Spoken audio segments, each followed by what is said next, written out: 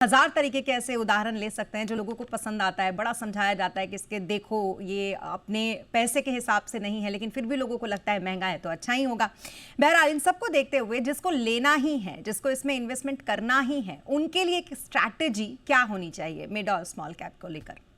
बहुत स्पेसिफिकली बताता हूँ कि अगर आप मिड एंड स्मॉल कैप में इन्वेस्ट कर रहे हैं, आपको किन चीज़ों का ध्यान रखना है। पहली चीज़ आपको ये जानना है और एक्सेप्ट करना है कि मिड कैप में जो वोलेटिलिटी है, वो लार्ज कैप से ज़्यादा होगी।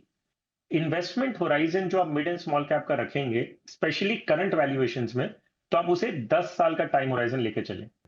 अगर आप बोलते हैं मुझे मिड कैप में लेना है, लेकिन सिर्फ मुझे उन कंपनियों में इन्वेस्ट करना है जिसकी वैल्यूएशन रीज़नेबल है, वो भी एक फ़िल्टर आपके पास अवेलेबल है अगर आप फैक्टर बेस्ड फंड्स लेते हैं। फैक्टर बेस्ड फंड्स में आपके पास ऑप्शन है कि आप उस फैक्टर लगाएं, आप वैल्यू वैल्यू एक फैक्टर के रूप में आप मिड कैप सेगमेंट में इन्वेस्ट करें।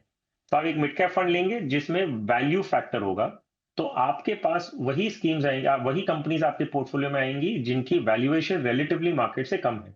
तो बहुत सारे तरीके इन्वेस्ट करने के।